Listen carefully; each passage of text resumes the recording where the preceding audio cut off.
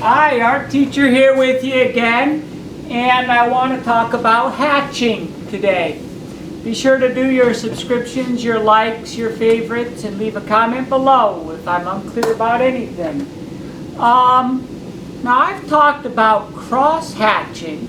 Remember, that's where I used a set of 4 to 10 lines about as long as your thumbnail, 4 to 10 parallel lines like that, then crossed it on the corner like this, tried to avoid patterns, and kept adding more and more and built it out like that. That's called cross hatching.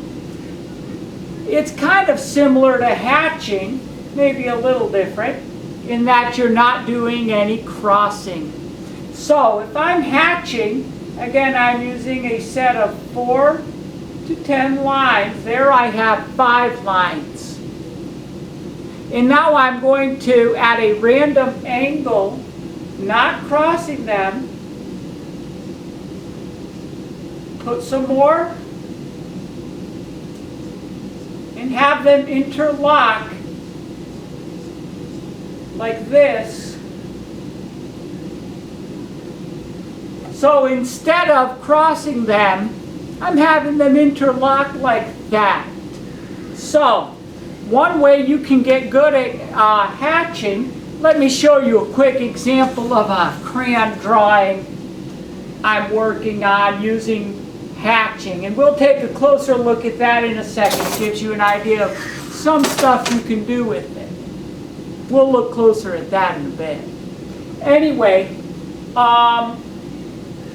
to get good at hatching requires a little bit of practice, similar to the cross hatching. So, if you've done the cross hatching lessons, this will probably be a little easier for you.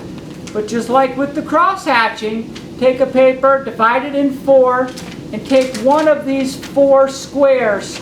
And I want you to try to make a little set of hatching lines like this. Try to make them parallel and try to build off of that and fill in that entire side, that entire 1/4 of a page. So I'll do a bit of this to give you an idea, and you can turn it as you go, by the way. It's sets of lines that are parallel about as long as your thumbnail.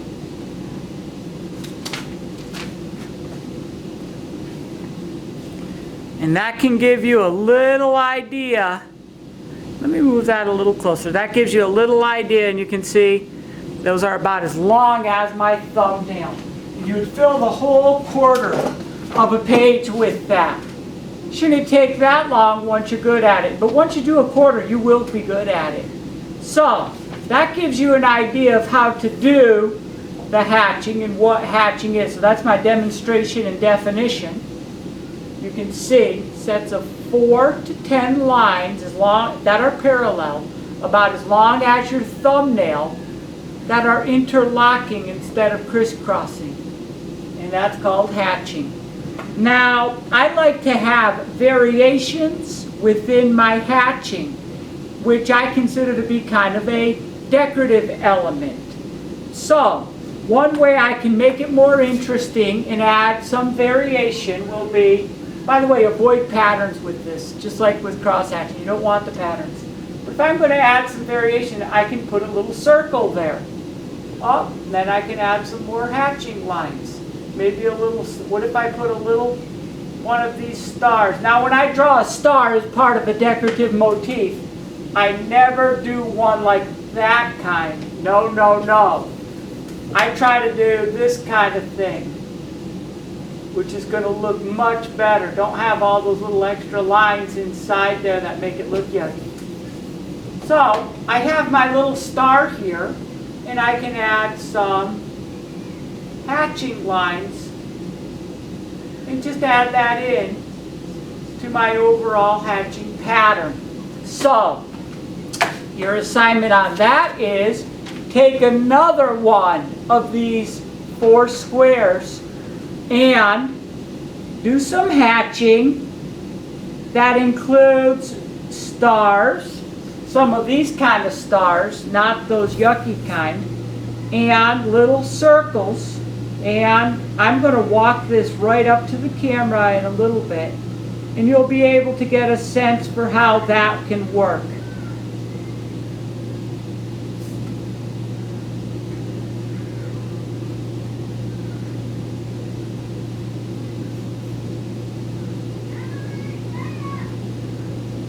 Okay, so I just quickly did a little decorative motif in there with the stars and circles added in, and then you can fill in that entire space with that kind of stuff. So you have regular hatching, then hatching with the stars and circles. You can add other decorative elements as well, those little funny birds I draw, whatever it is you like, you can mix them in with your hatching. In my case, I found these stars and circles look good. Now, you can use crayon. You can do hatching using crayon and create some interesting color effects with that. And when you do that, let me grab my crayons up.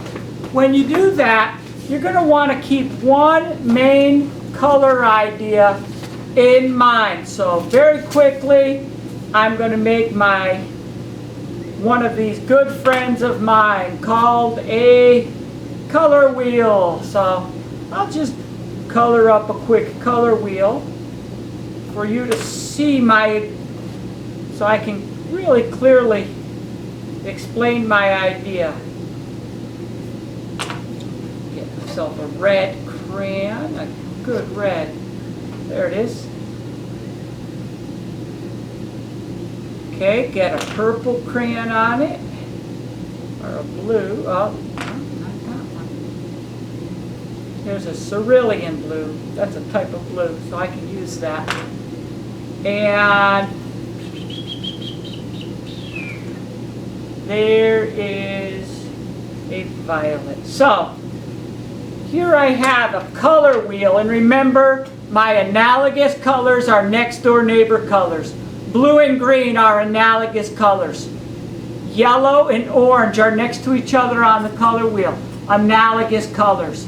That's going to be an important idea in this crayon drawing, using hatching to do crayon drawing. So, let's say I have an area here that I'm coloring in using a variety of different types of blues and purples. Those are analogous colors. See? Blue and purple next to each other on that color wheel. So I'm using some different blues and purples, and I might want to use lighter blues and lighter purples. I'm not going to try to get some colors that are super dark in with that. And you can use, these crayon boxes, especially you get a big crayon box with a lot of different colors. You can find periwinkle and all kinds of different sort of unusual types of blues in there. So what I've done is just made an area of blue with a variety of different types of blues and a purple in there. Now, I can, as you see in this one, as you see here in this one, let me go right in close, I have a variety of different blues and purples shaded in, and I've done hatching and hatching with circles right on top of it using other blues and purples. And I even left some white like that, some of the circles. Now, what I have here is a variety of different blues and purples. Now I'm going to try to find a darker blue. Here's one. And do a little hatching right on top of some of those blues. And I'll even put in some circles.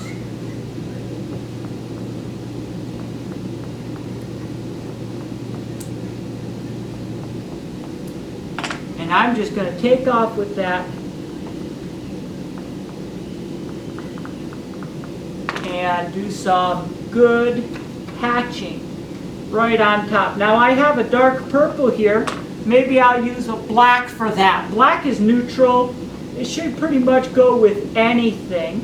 So what you're doing is experimenting with colors, the colors that you like, what you think will look good, but I'm suggesting this analogous color idea, and that gives you the idea of what I'm talking about, using hatching and hatching with decorative elements on top of a shaded area. So what I've done here, and I'll start at the bottom, what I've done here is I had a light green area here at the bottom. On top of that, I've used some gray, brown, and various types of green all throughout that to hatch on top of that. Here you see I have those birds I like, and I have some larger stars and larger circles in there that I've left white. You can see I have some overlapping here and a great variety of different ideas I've been talking about throughout all of my series of videos. Overlapping, I have a 3D birds and 2D ones. I have overlapping. I have the analogous color idea, and now I have my new idea, which is hatching. One other quick thing on this. If you want to do a picture like this, I use Stonehenge paper, which I've talked a lot about. So, why don't I write that?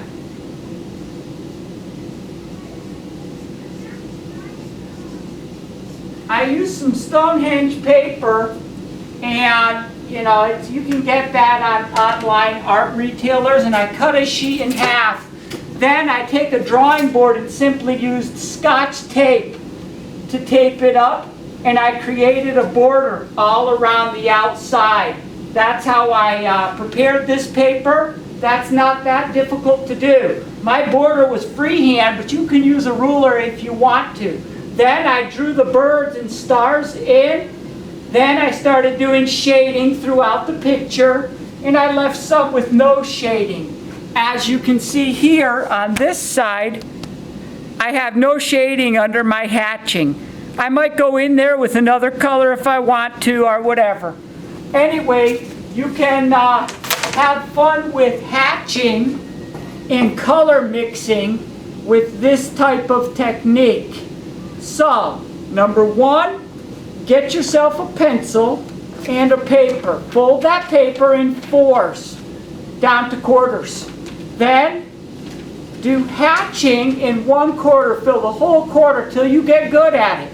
Maybe you need more practice. You can do 2/4.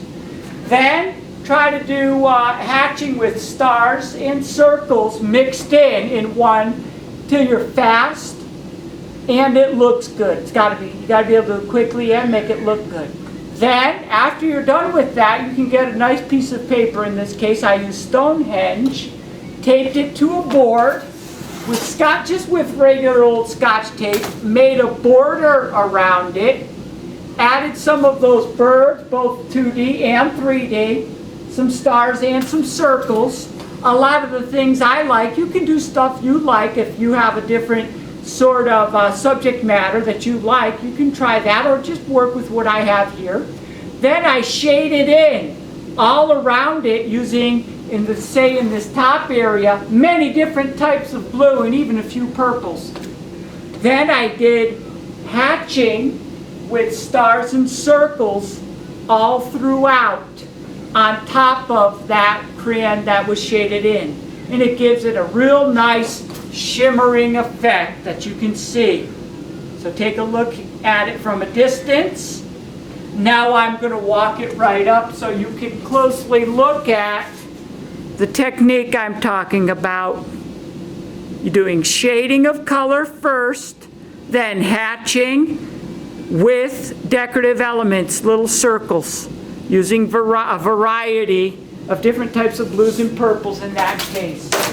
Okay, hope that helps you. That's a fun one. Now we're starting to get into higher quality paper, Stonehenge, but still using regular old crayons. You can do wonderful things with regular old crayons if you use a few techniques like hatching get good at hatching and cross hatching. It's going to really give you the opportunity to learn how to mix colors and use color in really cool ways that looks like it's shimmering. Just try all different types of things. My main idea is that analogous color idea though, next door neighbor colors. Hey, leave a comment below if I was unclear or I went too fast. You can back up and review or look at another area that maybe I went too fast over. Hey, you take care now. Hope you enjoyed it.